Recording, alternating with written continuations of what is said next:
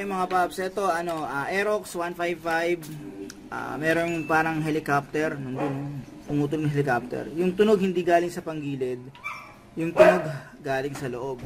Okay, so napalitan na yung tensioner niyan. Ngayon i-check ko lang yung yung camshaft bearing niyan, baka yun na may problema. Okay, so kakalisin muna namin yan, tapos titingnan ko yung yung makina. So okay mga paps, nakalas na namin yung fairings, nakita niyo naman. Ngayon ang susunod kong gagawin dito, tatanggalin ko yung VVA. So ito yung VVA niyan. Ito yung VVA, Ito yung VVA. Tatanggalin ko yung VVA niyan. Tapos tatanggalin ko yung sa water pump assembly. Yan, yung water pump assembly. Tapos tatanggalin ko yung yung head cover niya. Yan, sa dalawa isa. Tapos isa. Dalawa yan eh. Para magandang pwesto. Dito. Tapos mayroong isa dito sa taas. Okay? Tanggalin ko na yan. Ayan natanggal ko na yung VVA. Ito. Ayan, tanggal ko na yung pinaka VVA. Solenoid yan mga paps. Huwag nyo kalimutan yung gasket. Ayan siya. Okay? Ito, susunod ko ito yung radiator cover muna. So ito ginawa ko mga paps. Yan, niluwagan ko yung dito yung bolt para sa radiator. Para magkaroon ako ng access dito. Tapos tinanggal ko to. Yan. Para makita ko yung timing. So kita ko na siya mga paps. Ang susunod kong gagawin, tatanggalin ko to. Yan, ito, yan, yung head cover na. Ito, meron pa yan dito. Sa ilalim meron, yan. Bali 8mm yan. So ayan mga paps, natanggal ko na yung pinaka head cover niya. Ngayon susunod ko tatanggalin itong water pump assembly. So, meron pa yan dito. Tayo. Yan. Dito. Dito. Saka dito. Okay. Natanggal ko na yung water pump. Ito siya, yung water pump assembly niya. Okay, so yan siya. Yan yun naman diba? So, dowel, huwag yung stuck yata yung dowel So ganito mga paps, bago ko kalasin yan, titingnan ko muna yung valve clearance. So sa pag check ng valve clearance, syempre ito timing natin. So ito yung timing yan. So nakikita nyan, yan, meron yan ditong tatlo, yan. Huwag kayo malilito dito yung niya, yung marka niyan, yan may guhit yan. Nakita nyo, yan. So dapat yung guhit na yan nakatutok yan dito. Yan, dito. Okay? So yun ang tatandaan nyo. Tapos dito siguraduhin nyo na yung cam gear nyo, yan, nakatapat yan dun sa loob. Yan, nakita nyo. Ito yung guhit sa cam gear, tapos sa loob niyan mayroong guhit. Dapat nakatapat yan. Nakapantayan mga paps kasi yung paningin ko nakaangat yung camera, pero pag sinilip mo ng ganyan yan, nakapantayan. Okay? So importante yan. Ngayon, so i-check ko muna yung valve clearance niyan. Ngayon, naka-top dead na yan kasi tingnan nyo. Na yan, nararamdaman ko na relax na siya eh. Yan. Dalawang valve yan dito, dalawang valve sa ilalim. Ngayon, i-check natin yung valve clearance. Dito ang standard dito, 0.10 to 0.40 ng intake. Okay? So, check natin to sa 0.10. So, 0.10 intake. Yan. Okay naman tong isa sa kabila. Okay naman. So ganito naman, i-check naman natin yung exhaust. Yung exhaust nito 0.21 to 0.25. Yan, check natin. So ito, okay naman, walang problema sa exhaust. Yan. Yan.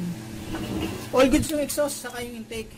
Ngayon mga paps, tatanggalin ko na yung pinaka niya, yung cam gear niya. Okay na? Dali Okay. Okay lang yan, okay lang yan. Ayan siya. So ganito mga paps, tanggal ko na yung pinaka bolt nito sa may cam gear. Ngayon, luluwagan ko muna yung tensioner. So yung tensioner ito. So gagawin ko lang dyan, luluwagan ko yung tensioner para kahit paano, madali ko matatanggal yung cam gear.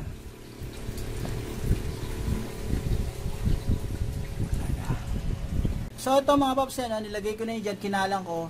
Tapos, maluwag na yung niya, yung chain niya.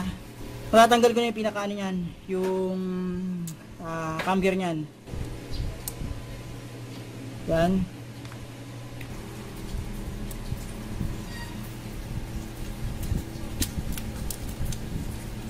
So ayan siya, ito. Ito yung cam gear niya. So ito compression, decompression, release. Yan. Tapos, tanggalin ko to. Tanggalin ko yan. So, okay mga paps, ito. Tatanggalin ko na to. Ito, saka to. So, ito. Ayan. So, matigas. Tigas yan mga paps ha. Oo nga pala, baka may makapanood ng video na to eh. Kapag tatanggalin nyo to, gumamit kayo ng itim. Okay, kesa dito, kasi itong isa, nakakatakot gamitin eh, baka mabilugan ako o kaya ito umiikot eh. Baga madalis mapudpud to, parang mabilis masira. Ayan o. Kaya ginamit ko yung itim. Ito.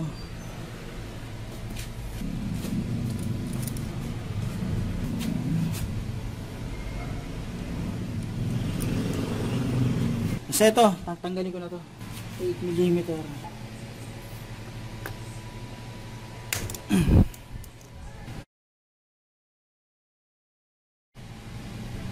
Tanggalin natin itong pinaka plate dito. So ganito mga babs, ang susunod ko na tanggalin yung pinaka pin yan. Okay, uunahin ko muna dito sa baba. Yan, sa exhaust na rocker arm. Yan, napipihit yan. Gagawin nyo, i-slide nyo lang yan pag ganun. Ang discarding gagawin dyan, kuha kayo nito. Tapos, sundin nyo yan dyan pag ganun. Yan. Yan, para lumabas lang siya. Okay? So ayan, lumalabas na siya. Ayan, nakita nyo. Tapos, ayan. So, ayan siya, ayan. Tandaan nyo, yung meron niyang orientation. So, pag ganun yan. Okay? Ayan. So, ito yung pin yan. So, tanggalin ko yun yung rocker arm. Dito sa exhaust. So, ayan siya. So, ito yung rocker arm sa exhaust. Okay pa yung niya, yung play niya. Kasi tingnan nyo, yung ganyan niya, hindi pa ganun kalaki. Hindi nga halos gumagalaw yan, Pero yung ganito kasi, yung ganyan, okay yan, may play talaga yan. Pero yung ganito, yun ang hindi normal. Kapag malaki yung play niyan, kapag pa ganun siya. Yan. Diba ganyan? Tatas baba niyan. Ito, goods pa yan. So, ang next natin dito mga babs, itong pinaka, rocker arm niya sa intake. Ito kasi may BBA yan yung may spring. Ngayon, posibleng tumalsik yung spring niyan kapag tatanggalin. So, medyo mahirap tanggalin to kasi may spring yan. So, titingnan nyo yung posisyon yan. Di dapat tayo magkakamali mamaya pagbabalik yan. Okay, so yan siya. Susungkitin ko sa loob yan. Meron niyang butas. Yan. Yan. Medyo mahirap ito kasi matigas to. Yan, Yan, ginagawa ko habang hinihila ko dun sa kabila, iniikot-ikot ko yan. Ginagano ko, hinihila ko to, tapos pinipihit-pihit ko to para kumalag lang kahit paano.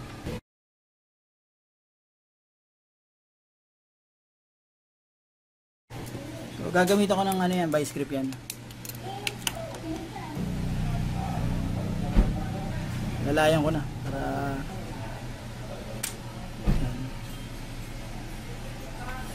so ito yung rocker arm yan, dalawa yan. Ito yung rocker arm sa BBA. Tingnan natin kung merong problema. So ito siya. Ito yung spring sa washer, huwag nyo wawala yan. So ito okay ba to sa kabila? Ito maalog sa ganyan, pero yung ganyan wala po. So all good sa to mga papas. Ganito na. So ito na siya mga papas. So ganito, para lang makasigurado, tinanggal ko yung tensioner. Okay naman, na-test ko na to. So walang problema dito at saka bagong palit to. So okay mga paps, ito papalitan ko na rin yung bearing. Kahit medyo parang okay pa to, papalitan ko na rin. Ngayon, tatanggalin ko muna yung bearing. So tandaan nyo, ayan siya. 6906 yung code nito 6906. Yan.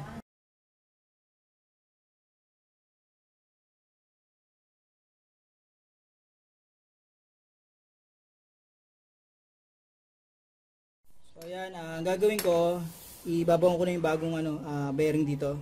So ayan siya, yung label niya nasa palabas Ito yung bago, ito yung luma. So gagawin ko, lalagay ko yung luma dito, ipapatong ko lang.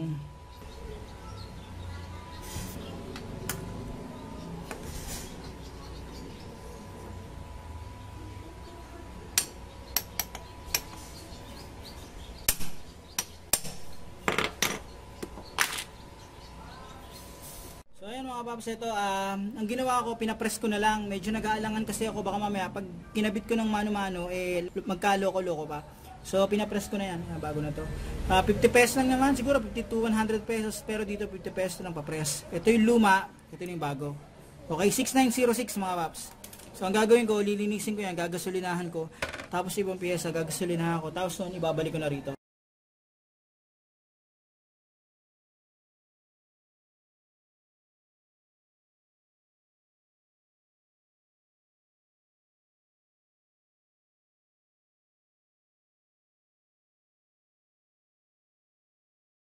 So okay mga paps, bago ko ibalik yung camshaft, konting information lang regarding sa VVA or yung Variable Valve Actuation.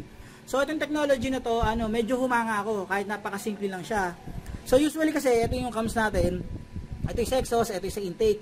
Kung mapapansin nyo sa iba, sa dati kong ginawa, sa Mio rin, sa Mio I, isa dito sa exhaust, isa dito sa, tawag dito, sa intake. So imagine niyo umiikot yan. Ngayon, dito, napansin nyo, dalawa siya.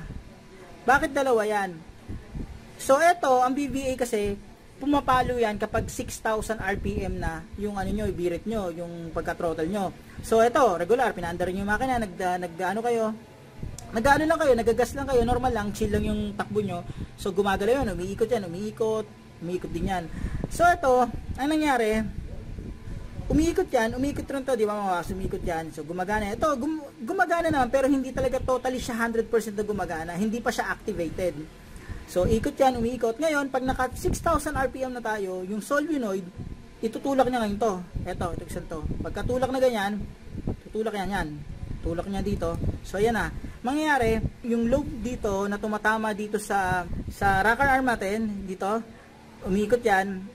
Tapos, pag 6,000 RPM, papalo yan, didikit na yan, so dalawa na sila, mas malakas yung pinaka-ano natin, yung pinaka-birit natin. So, yun yung silbi ng ng VVA. So, ang sinasabi ko dito, usually kasi, isa-isa, eto, isa lang talaga yung gumagana niya, tapos, kapag 6,000 RPM na siya, tutulak na niya to, ito, may solenoid dyan, tutulak, dalawa na silang iikot. So, pwede nyo kung i-correct, kung may iba kayong paliwanag sa VVA, ilalagay ko dito yung maliit na clip para makita nyo kung paano siya nag-activate kapag 6,000 RPM na. Okay? So ngayon, babalik ko na to.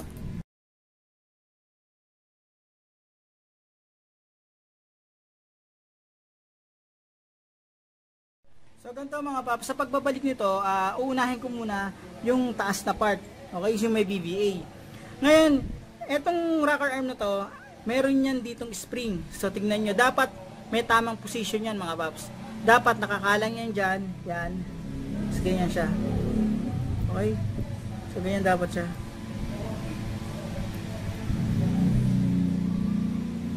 Yan. Ilalapat natin ito mamaya dito sa loob. Meron yan dito mga paps. Lalapat dapat yan dyan. Dapat ganyan ang pwesto niyan. So, dapat ito, pagsasabay na natin siya. Ganyan. Ganyan. Tignan nyo. Sasabay natin siya. Tapos ilalagay natin siya dito. So, ganyan siya.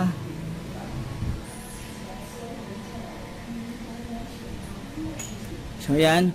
Tapos, yan. Siguraduhin nyo na nakaano yan. Yung posisyon nito, yan, nakikita nyo to. Dapat nakaganyan yan. Sige. Tapos, pasok na. Yan. So, napasok ko na isa. Tapos, yung kabila naman. So, yung sa kabilang side naman. Yan. So, napasok ko na rin.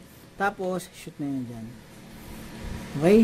So, siguraduhin nyo maayos ang pagkakakabit nyo dito. Pakita ko. So, ayan siya. Nakita nyo? Ito, siguraduhin nyo tama yung posisyon ng, ng washer nyo. Ayun, o. Ganyan ang posisyon. Tapos, ganyan siya. Okay? So, ayan. So, ayan siya. Ayos na. Ngayon, susunod ko, ipapasok ko na yung camshaft. So, sa pagpasok ko ng camshaft, ganito. Ito, iaangat nyo. Yan, dalawang yan, iaangat nyo yan. Tapos, kapag paangat nyo yan, saka nyo ipapasok to. Okay? So, ganyan. Pasok nyo lang hanggang pumasok siya dun sa loob.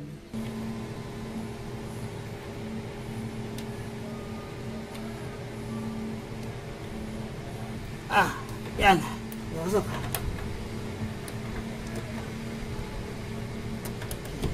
Yun. Pasok na? Oo, pasok. So ayan, nakabit na namin. Ang ginawa namin diskarte, eto, pinapasok ko sa kasama ko rito, sa tropa ko, Ito, tapos ito, hinawakan ko to, magkadikit yan ha, magkadikit, yan, magkadikit yan, tapos inangat ko ng todo habang pinapasok nyo itong camshaft, okay? So, tignan nyo siya, yan. Tignan nyo yung position nito, yung washer, importante yan ha, nakalapat doon sa kabilang side yan, merong yan, merong dulo yan dito. So, yan siya, yan. Okay. So, next natin ito. Yan. Yan. Itong rocker arm ng exhaust. So, yan. So, siguraduhin natin yan. Tama yung positioning yan. So, ayan.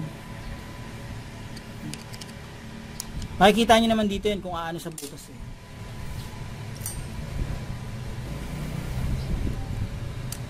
Yan. Okay na. Sa bila. Yan.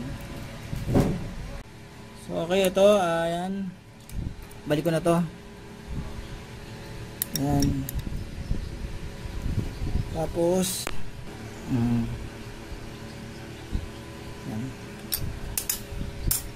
Bago ko ilagay yung cam gear, lalagyan ko muna ito ng langis. Okay? So, lima natin langis. Konti lang. Yan.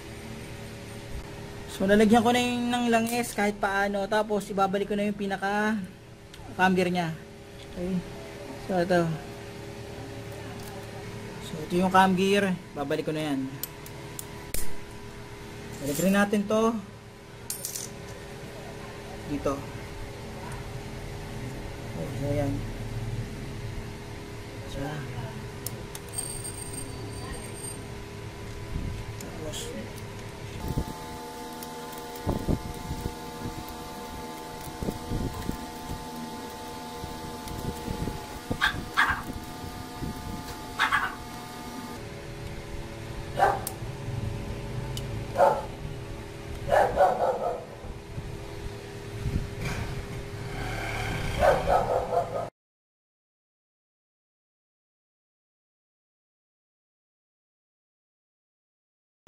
so, okay mga paps, ngayon gagawin ko, higpitan ko na to. Ito ay 30 Newton meters, okay? So, okay mga paps, ibabalik ko na yung binalik ko na yung gasket, ibabalik ko na yung water pump. Hinigpitan ko na to ng 30 Newton meters, etong isa. Ginawa ko na lang, nagkalang ako rito, yan, kasama ko yung isang tropa ko, nakahawak. Tapos ito, hinigpitan ko. Tapos, siguraduhin nyo bago nyo ibalik lahat, double check yung timing dyan. Yan, okay na yung timing dun sa magneto. So, all goods na yan. Ang gagawin ko, ibabalik ko na yung water pump assembly dito. So mga paps, ganun yung pagpapalit ng camshaft bearing. Ngayon, kapag maingay pa rin, yung tunog na kakaiba pa rin, na-check nyo na yung panggilid, na-check nyo na yung camshaft bearing, na-check nyo na yung rocker arm, may posibilidad baka mamaya sa na yun, sa sigunyal. So paano mga paps, hanggang dito na yung video ko. Sana kahit paano nakatulong tong video na to in case na magpapalit kayo ng camshaft bearing ng Aerox 155. Okay? Paano mga paps, maraming salamat sa inyo.